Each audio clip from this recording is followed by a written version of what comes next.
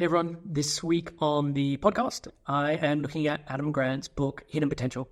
It was a book that I read in January time and absolutely loved. I got photos on my phone that I've been meaning to then turn into an episode for a while of pages from that book that I've taken stuff out of. And so I finally got around to doing it, and that is what this week's episode is about. It is me looking at his book and the things that we can take from it that are useful in recovery. So if you've read the book, great. I think you'll get a lot out of this anyway. And if you haven't read it, this is a great way of finding out the nuggets of information from that book that are applicable for your recovery. So I'll have a link in the bio, or there'll be some way that you can get that episode sent to you next to this video. All right, check it out. I know you're going to benefit from it. Welcome to episode 297 of Real Health Radio.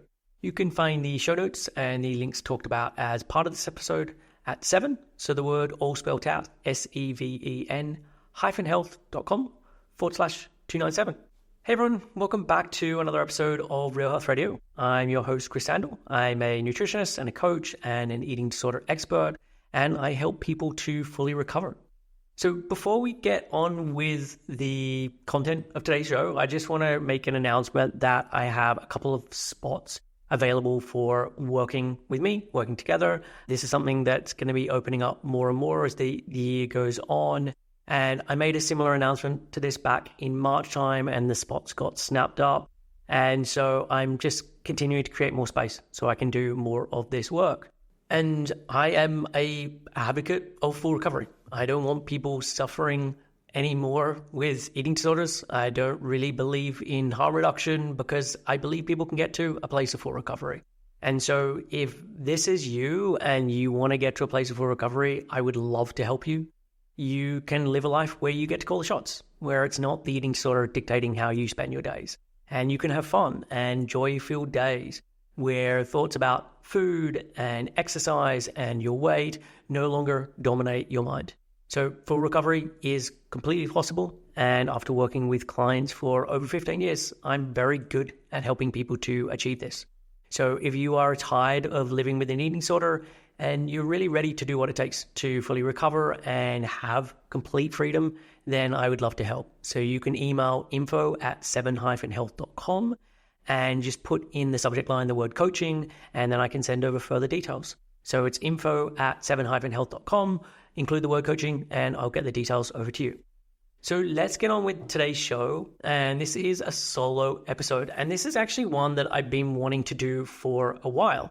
And it's actually all about the book Hidden Potential by Adam Grant.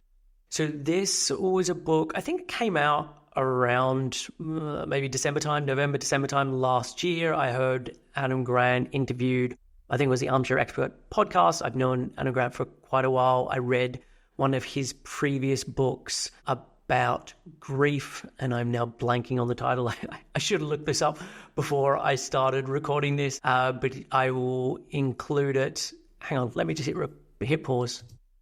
Yes, I looked it up. It is Adam Grant and Sheryl Sandberg, called Option B. And so it's all about Sheryl Sandberg, who lost her husband very unexpectedly to a heart attack, and dealing with the grief connected to that. And it's an incredible book. So I knew Adam Grant from that. I'd heard him on a number of podcasts leading up to this about other books he'd written. And then, I got Hidden Potential I think I bought it in the December time. And then when I went away in the January time, I took it with me. And it was one of those books that I read pretty quickly and I really enjoyed. It was one of those ones where you're on holiday and you can get through a book pretty quickly. And I just took a ton of photos that were in my phone with different pages of things that I liked from the book. And then what I've now done is I've finally sat down and gone through all of those different pictures and pulled out different pieces from that. And so this isn't going to be a deep dive into every aspect of the book, but there are a few things that really stood out to me from the book and that I thought are very relevant in terms of eating disorder recovery. And so the general idea of hidden potential is that we are all capable and all have this potential within us. And a lot of the ideas that we have around the people who are successful versus the people who aren't are incorrect. And that there are a lot of things that go against the grain or might be not necessarily something we want to do, but actually are really helpful in terms of getting better at various things. And I think, as I said, this is very relevant to eating disorder recovery. So what I'm going to do is I'm going to go through some of the pieces from the book that I think are relevant and sort of talk about why I think they're relevant or share quotes from the book. And I would highly recommend checking it out. I think it's a really great book. I haven't listened to the audio version, so I have no idea if it's Adam doing the audio version, if the audio version is any good. I love Audible, and so I listen to a lot of books on Audible. I tend to listen to more of these kind of, or consume more of these kind of books in written form. There's something about me being able to easily flick back and look at the pages and reference it. It feels a lot easier, but I love Audible and use it a lot. So in whichever way you want to consume this book, I would highly recommend doing it. And I'm just going to highlight some of the bits that I really liked. One of the reasons why I think this version over the audiobook is there's a person called Liz Fosslien. Her surname is Fosslien. And she's done some incredible illustrations in the book. You can go to her website, which is this fosslien.com, however you actually pronounce her surname, so Fosslien.com. And she's got loads of really cool illustrations. She's done TED Talks, she's written books herself, but she has done lots of illustrations in this book. And so I can't obviously share them on a podcast. It doesn't work in this format, but it was great going through and looking at those because it just really added another layer to the book. And so what I'm going to go through today, I've kind of split into a couple of different categories. So the first one is I'm titling as The Importance of Discomfort. And so there's lots of topics that he covers around this. And one, the first thing is that there's a great quote from Helen Keller. Said, character cannot be developed in ease and quiet. Only through experiences of trial and suffering can the soul be strengthened, vision cleared, ambition inspired, and success achieved. And so one of the things he talks about is to create the nerve to face discomfort as a character skill. So someone who's able to go again and again into creating discomfort is that it takes 3 different types of courage. So the first is to abandon your tried and true methods.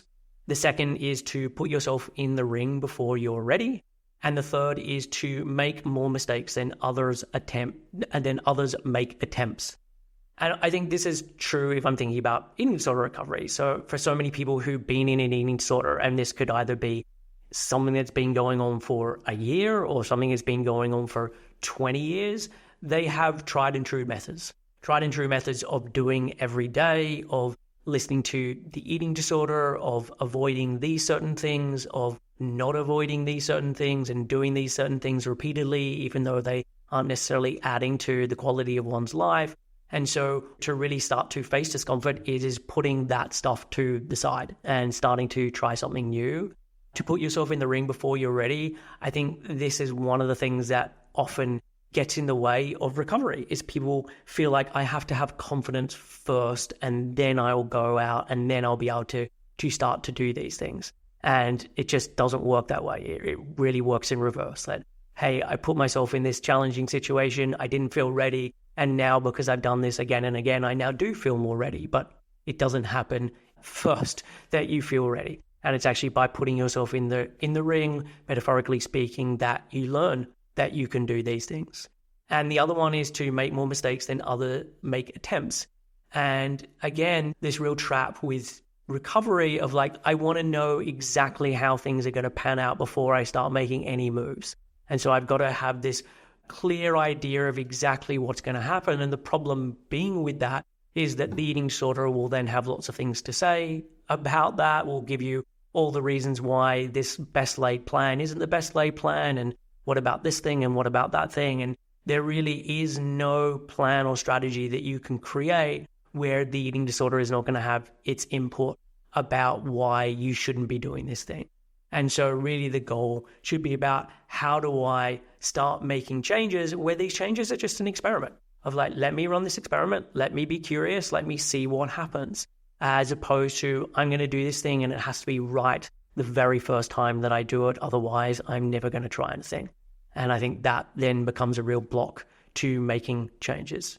And so one of the examples that Adam uses in the book is he talks about polyglots. And this was a term I didn't know about, but these are people who are able to speak multiple languages. But I think polyglot means that you're able to then think in that language. You're not trying to run everything through your native tongue and then put it back into this new language. It's that you've got to an ability with that language that you are now able to think in that language. And he was looking at people who are learning language after language after language, because there's many clients that I work with in Europe, and I'm always just very impressed that they are able to speak 3 and 4 languages, and that just is a fairly normal thing for them. From Australia, Sydney, I remember learning Italian and German and French and all of these things through school, and I can barely speak a lick of any of those things. I've done Duolingo Spanish, and I can do a couple of words, but I'm just not very good, or my belief has always been I'm not very good with languages. And what Adam talks about is that just isn't true. It's just not normally how people are actually trying to learn languages. And one of the things that he talks about, and this is through also interviewing a lot of the polyglots who are very intentional about learning languages, is the way that they learn them is speaking them in person and making the most mistakes. So when they are barely starting with a new language, rather than just focusing on how do I learn all these different words, what is the right sentence structure, or what's the right feminine or masculine, all of those different things that we will often focus on, it's, okay, I've learned a little bit, let me go out and try and speak it. And he said that you will make a ton of mistakes, but you will actually learn way, way, way quicker than this. And there's a quote that says, the popular adage is use it or lose it, and this doesn't go far enough. If you don't use it, you might not gain it in the first place.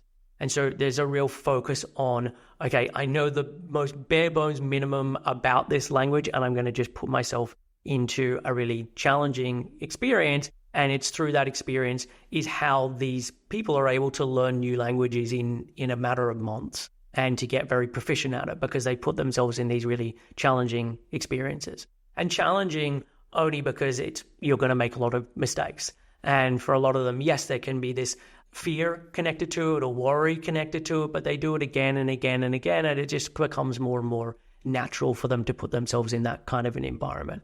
And I think this is so true with recovery. Often it's like, how do I make this tiny little incremental change? And then when I feel comfortable with that, I'll make the next tiny little incremental change, as opposed to like, hey, let me put myself in a difficult situation and realize that I'm actually able to do this. Realize that I'm actually able to make this change, even though it felt scary. And there was another bit of research that he references connected to this, and I'm going to quote it. There was an experiment done, and this was with people who were doing improv. And they were split into a couple of different groups, and the ones who persisted the longest and took the most creative risks weren't the ones who were encouraged to focus on learning, but the ones that had been advised to intentionally pursue discomfort. And so they were told, your goal is to feel awkward and uncomfortable. It's a sign the exercise is working. And so that was their instruction. And once people saw discomfort as a marker of growth, they were motivated to stretch beyond their comfort zones, end quote. So again, I think what often happens is with recovery, there's this framing of I've got to get this thing right, as opposed to my goal here is to run an experiment. But my goal here also is to get uncomfortable and to get okay with being uncomfortable. And this is actually advice that I am taking myself. I had a recent trip over to Phoenix, and I'm part of a business like mentor group, or I don't know how I would describe it, but it focuses on lots of different things connected to business, whether that's how to structure a program, how to do your messaging or marketing, but a huge amount of it is actually around personal development and personal growth. And really with the core idea being that the more that you are able to grow personally, the more that your business is able to grow. I had a couple of different sessions with different people recently, and I take home message that I received from both of those people, or from many of those people, is you are very professional, but you are very stilted.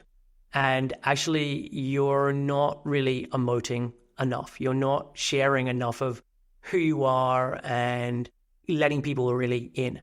And this is something that I've known for a while, and it's actually something I've been working on a lot over the last couple of years, and it's something that I'm really now putting a focus on. That I want to get better at being able to be open. I want to get better at being able to show my emotions. I think I'm very good at being able to talk about things, but talk about things very much in like a disassociated state. So there's this detachment from it, as if I'm telling a story as opposed to actually being in that story. And so this is really where I'm wanting to do a lot of my own work, is to how can I start to open up about things and have the reaction from people of like, hey, this doesn't make us not want to work with you. This actually makes me want to work with you more, or this makes me understand you better. And so there's a huge amount of that work that I want to do in that area. And so getting better with being in that discomfort of being open or being vulnerable. And so, yeah, I'm taking my own advice on this one from this book. Another thing that he talks about connected to this is the idea of exposure therapy. And he talks about exposure therapy where there are two different types, or at least two different ends of the spectrum when we're thinking about exposure therapy. So one can be the systematic desensitization. So that is where you kind of do things in a very progressive state, where you take something that's a 1 out of 10 and then you do that, and then you do something that's a 2 out of 10 and you kind of build your way. And he uses the example of if someone has a phobia around spiders, it could be, okay, first we're going to just talk about spiders. Second, we might talk about an incident that you had around spiders. Or the next one might be, we're going to look at a picture of some spiders. And you're doing this in the order of things that are least scary to then most scary. And over time, you build up to, you then suddenly get to a point where you're now sitting in a room where there is a spider. And then the next step up from that is like, okay, now someone's putting a spider on your hand. And so you're doing it in this very systematic way. And the other version of that, at the other extreme end of the continuum, is flooding. And so flooding is like, hey, we are just throwing you straight into the deep end. We are giving you your 10 out of 10 experience. And with the idea that if we do that and you then realize that, hey, I was able to survive this, it means that everything that is less than that, you're able to cope with. And so he uses an example of himself of he wanted to get better at public speaking.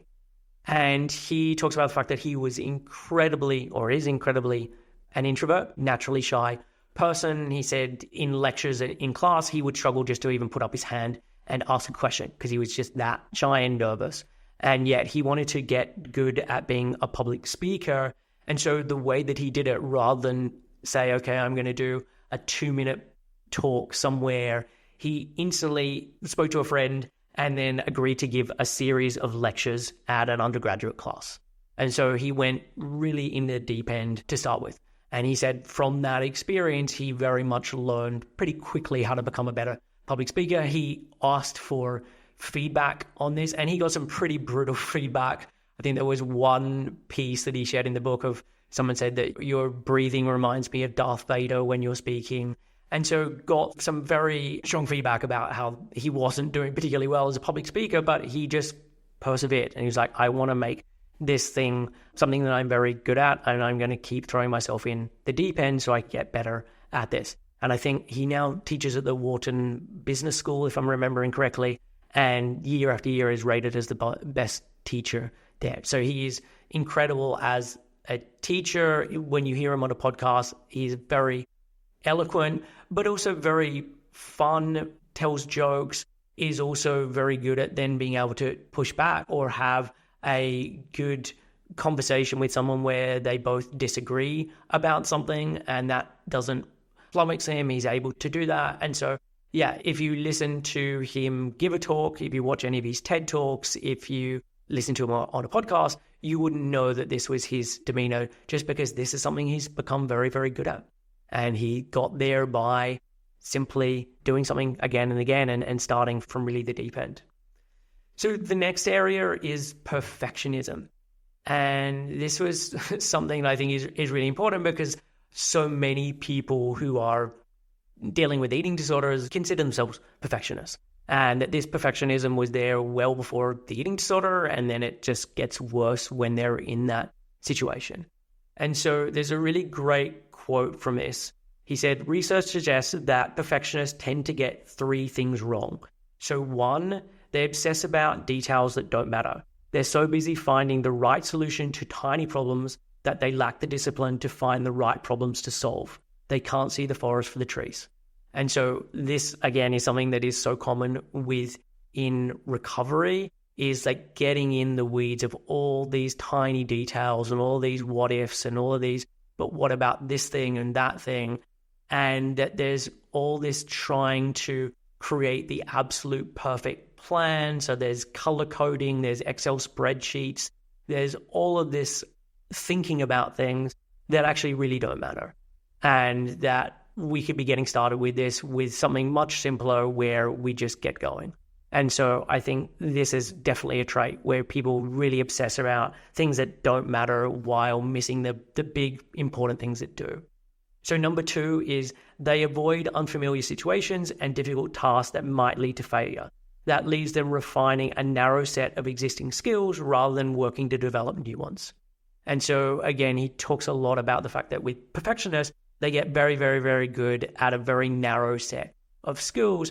And this isn't because these are the things that they absolutely love and they're absolutely the best at. And so that's why they whittled it down to these things.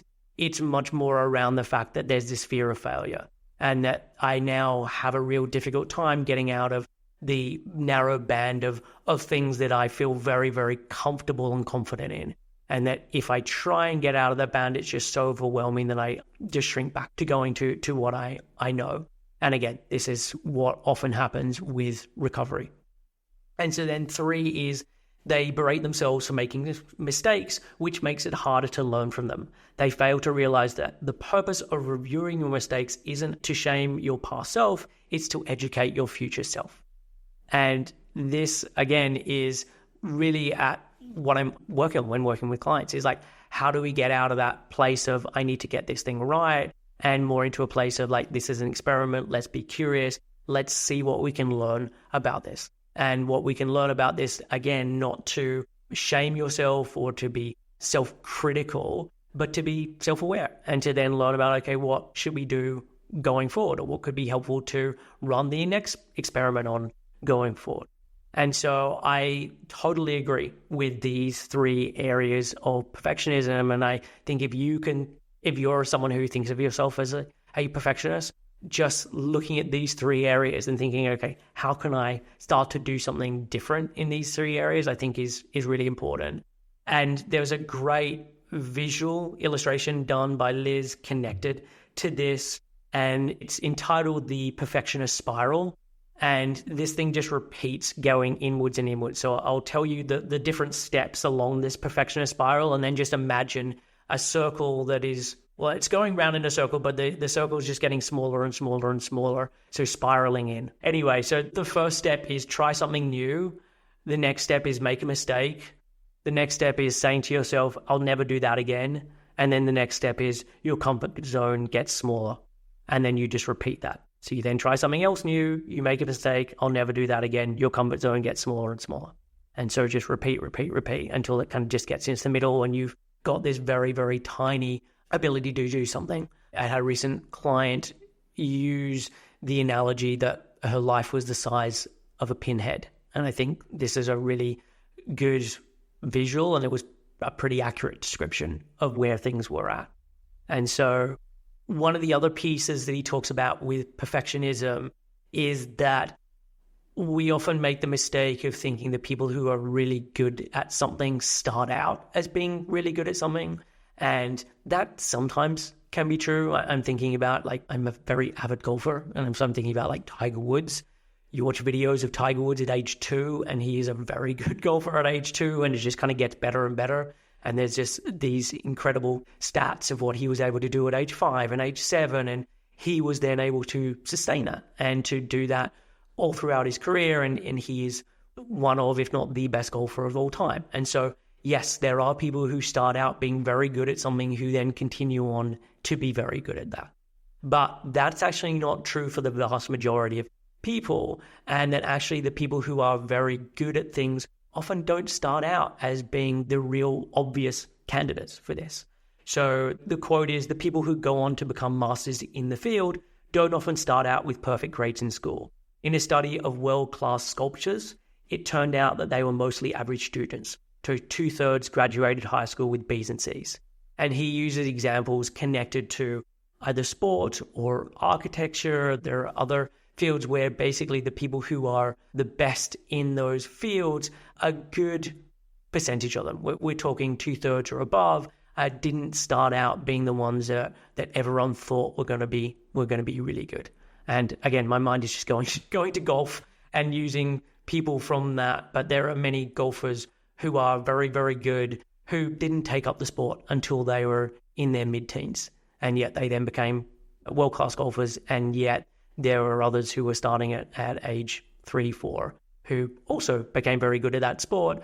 But it's not that you, one, have to have taken this thing up from a very, very young age, but two, you don't have to have shown this exceptional talent from a very young age. It's more about, are you able to put yourself in uncomfortable situations? Are you able to keep trying different things? Are you able to receive feedback and use that feedback? Like, there are lots of things that go into it. And this is basically what the whole of hidden potential is about, is finding all of these other things that actually make more of a difference than just you have to be naturally good at something. So the next area is around getting feedback or coaching or support. And again, there's a really good visual with this. We're looking at getting feedback where you're looking at, who are the people that I should trust when I'm getting feedback? Like, who are the sources that when they're giving feedback, I should actually listen to that feedback? And so he said that there are 3 areas that matter. And actually, you really want all 3 of these. So if you've got a Venn diagram, it's where all 3 of these are overlapping in that centerpiece, that, okay, if these people have these 3 things, this is who you want to trust. And so 1, people who care. And so it's people who care and they want the best for you. So if people care and they want the best for you, this is someone who you should be or might want to pay attention to if they have these other 2 characteristics. So the second one is then credibility. So do they then have relevant knowledge and expertise in the area that they're giving you advice on? And then the third one is familiarity. And so this is someone who knows you well, and so knows you individually. And I was thinking about this in terms of the coaching piece and the work that I do. I definitely care about this. I want wholeheartedly the best for everyone that I work with, but everyone who listens to this podcast. I take a lot of time and care in terms of the information that I give out, because I want people to recover. I want people to fully recover. I want people to end the suffering that they've been going through, and that this has been going on for however long, whether it's something that started recently, whether it's something that's been going on for decades. I truly care. I really want you to get better. Credibility, I have spent a long time studying this stuff, and studying it in many different ways, whether that's reading books, doing courses, working with people, getting my expertise that way. But I think of myself as very credible when it comes to eating disorder recovery and helping people to get to a better place. And then the familiarity piece, one, like, I can be familiar with someone because we started to do the one-on-one stuff together. And so I really do know them as an individual. And so, yeah, when we're having conversations, I can reference things that I know has occurred in their life, or I can reference things that we've talked about in other conversations, so that there is this familiarity. But I also think familiarity can work at a distance. And what I mean by that is, like, someone can tell me a few little pieces and I'm familiar because there is so much overlap with everyone who has an eating disorder, where it's a very, very rare occurrence for someone to tell me something and I'm like, I've not heard that before. So there is so many commonalities, so that even if I'm not familiar with you in terms of I've heard your exact experience because you've told me that story, I'm very familiar with what this looks like because the same things happen again and again and again. And so familiarity, I mean, again, if we're thinking about it on a continuum, there can be familiarity because I have this knowledge base and I've worked with so many people, and then going on that continuum would be familiarity because I've had that exact conversation with you and you've given me the exact details of that. If you are then thinking about who do I receive feedback from, and when I do get that feedback, who do I actually implement that feedback from, or who do I actually take that feedback on board from, it would be someone who cares, someone who has credibility, and someone who has familiarity. And so again, if I'm thinking about this from an eating disorder standpoint, there can be so often people will say, oh, I heard this bit of nutritional information and it really sidetracked me, and I started getting my head about this thing about blood sugar or this thing about dementia or this thing about whatever is, like, fill in the blank of what this person was talking about. And the thing that I always ask in that situation is, like, was this person talking about this from an eating disorder perspective and an eating disorder recovery perspective? Because something could be true for the population level or true at a context level of, like, in this situation, this thing is really helpful advice, but in another situation is not very helpful advice. It could be true that doing regular walking each day and getting out and doing, I don't know, whatever steps it is or whatever minutes of movement is helpful. If you have a broken leg, that information is not helpful. If you are in recovery from an eating disorder, that information might not be helpful. And so it's really understanding the context of that information. And so, yeah, someone can be credible, but are they talking about something that is credible that is in the context of what you are dealing with? Because so often this is where I think people get into trouble, where they hear this information and that information and they forget that their context is very different. And the most important thing that you can do for your health is not have an eating disorder. And so if that is your context, then there's a lot of information that's going to be totally irrelevant because it's just not the thing that is most important for you. And with this idea around coaching or support, he talks about this concept of heeding our own advice. And he used a great example with his daughter. And so he was going to give a TED talk. I think this may have been the first time he was giving a TED talk. He was really open with his daughter. She was 8 years old at the time, and just saying, hey, I'm quite nervous about this talk I'm giving. It's kind of a big deal. What advice would you have for me? And his daughter said, hey, just look for one person in the audience who is smiling and nodding. And so when he gave the TED talk, that's what he did. And he said it went really well. And he came back and he said to his daughter, like, thank you for that advice. It was really helpful for me. And he said at some point in the future, I can't remember this, a couple of weeks later or a couple of months later, his daughter was then at her school play. And he said he could see that she was nervous before the school play. And then he didn't even have to say anything to her. So what she did was, when she got on stage, she just scanned the audience for people who were smiling. And she actually just scanned the audience and found her parents who were sitting there, who were smiling, who were nodding. And he said that she just then naturally had this big smile on her face, and she then just got into the performance and did really well. And so there was this effect of, I gave this advice to someone, I then found myself in a similar situation, and then I was able to take my own advice. And there's been research connected to this. He shared research around high schoolers earned higher grades, and this is in lots of different subjects, when they were then randomly assigned to give advice to younger students on how to stay motivated or how to avoid procrastinating. And really the take home was, by reminding others of the tools that they already possess, we realize that these are tools that we already possess. And in a sense, we raise our own expectations of ourselves. And this is something that I've been aware of for a while now. And it's why with my coaching now, and a lot of the shift that I'm making is around the fact that there is a group component to the coaching that I'm now doing. So even when I'm doing one-on-one stuff now, it always combines group coaching. And this is the way that I'm moving things, because by being able to be in a group environment, you're able to see that, one, the things that you're going through is not something that you're going through alone and isolated, that these are things that are very common with other people. But two, the example I'll often use is there is a community support area for clients and for the program that I'm running. And people can then go in there and they can share their goals, they can share their wins, they can ask questions, they can share stuff that they're struggling with. And what I love most is that what it typically happens before myself or one of the members of my team can get in there and put in a response, there are responses from other people who are also clients or also in the program, giving this person the support that they need.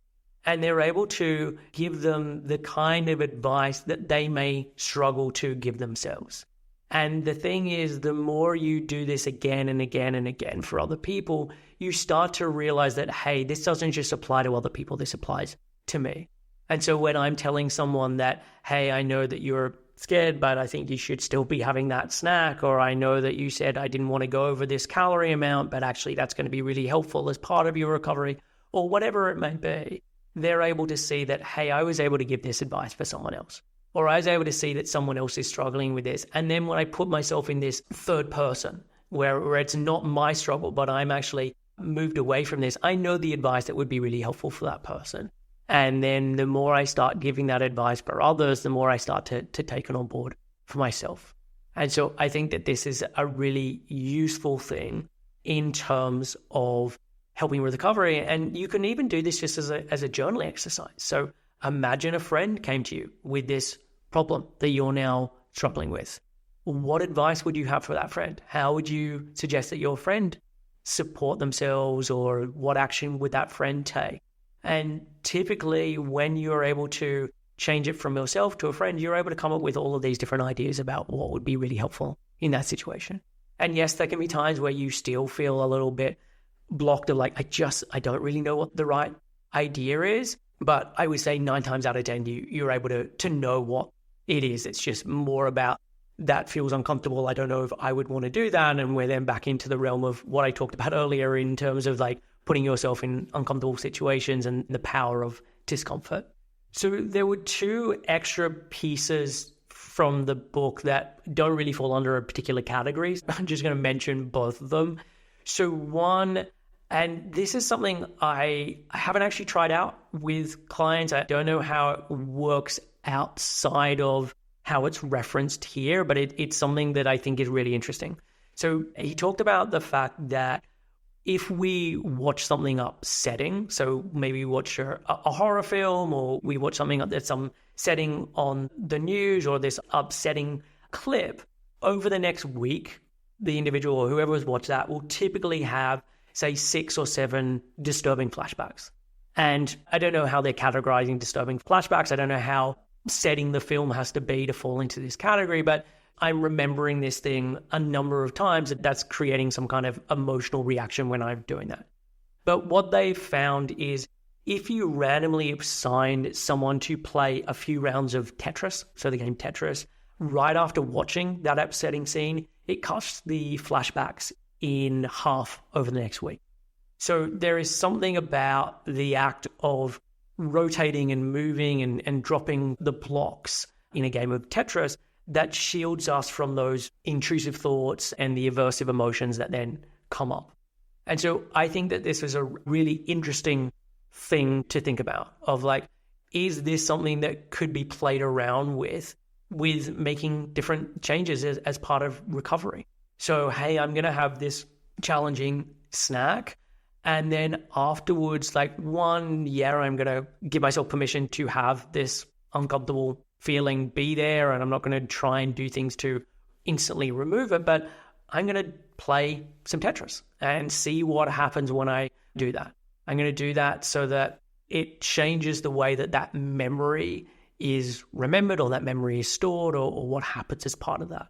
And so it's something as I said, I haven't explored this in terms of doing it with clients. It's something I'm going to, now that I've read back through my notes and remembered it, it's something I'm going to start to implement and try out and see what happens. But I think it's a really interesting thing to think about. And I don't believe that it's going to be just Tetris. There's probably something in that for why that is helpful. And so maybe this is just where to start, because there is some evidence connected to it, but there could be other things that then could be useful to do afterwards. And again, I don't know if this is just connected to something that you have visually seen, or if it still works, if this is an activity that you've done, i.e. like having a difficult meal or snack, but something to try out. And if anyone tries it out and notices a difference or doesn't notice a difference, I would love to hear from you. You can send an email to info@7-health.com and let me know what your experience with this is. And then the final one I want to mention, and this is then a throwback to a podcast that I did. I can't remember how long ago I did it. It was with Colleen. I am blanking on her surname. So once again, let me hit pause. Colleen Reitman. So hit pause, found that information. So in that conversation with Colleen, she talked about this analogy that she would often use with people around bamboo. I think it was an analogy she used, but also how she kind of thought about treatment. So she is a therapist and an eating sort of therapist. And so the way that she would think about therapy.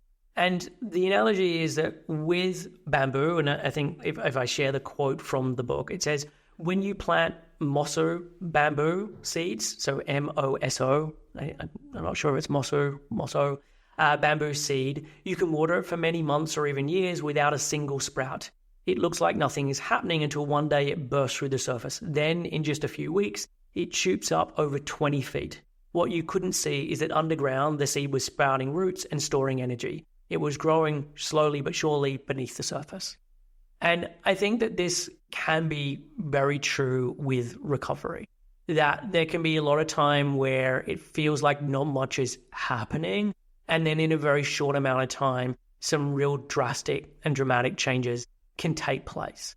And I've often likened recovery to compound interest, because compound interest has the same kind of impact, where in the beginning, even though that it is compounding, it's compounding in a very small way where you don't really notice a difference. But at some point, it then just goes exponential and it really takes off. And so I like this as an idea because I think this can be true. I guess the one thing that I would add is that you don't need to try and make it like this. Because I think often there can be this idea of like, hey, I want to go really slow and steady to start with, and then we can build up some pace over time, and then we can have it grow quicker at the end or something along those lines. And what invariably happens is that you make really tiny changes, or you don't really make any changes at all, and it then takes a huge amount of time to start with. That then at some latter point, yeah, maybe there is some faster growth, but it didn't necessarily have to be that way. And so, yes, I do feel like sometimes there are things that happen that it feels like nothing's going on, but actually it is you learning lots of different things, and not just learning in terms of intellectually understanding something, but learning through action taking. And so if we come back to the idea of learning a new language, or we come back to the idea of discomfort, it could feel like in the beginning, like there's all of this discomfort, but I'm not actually getting any real benefit from it. Or I'm trying to speak this new language, it feels like all I'm doing is making mistakes, and yet nothing's really coming of it. And then suddenly it all takes off. And so I'm definitely for that style of bamboo growing, where actually you are doing a lot of things, even though it doesn't necessarily feel like it's getting you anywhere.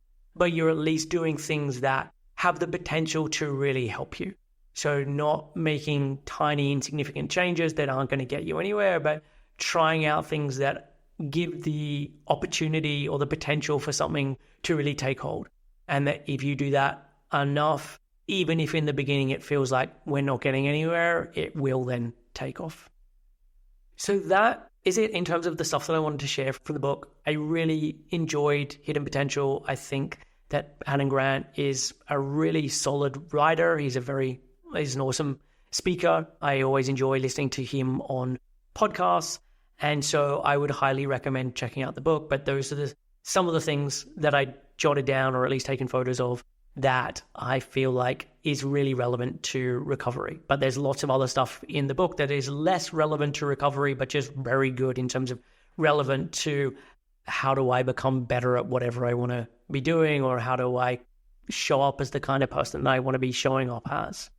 So that's it for the show. As I mentioned at the top, I'm taking on new clients at the moment. I would love to help you to get to a place of full recovery.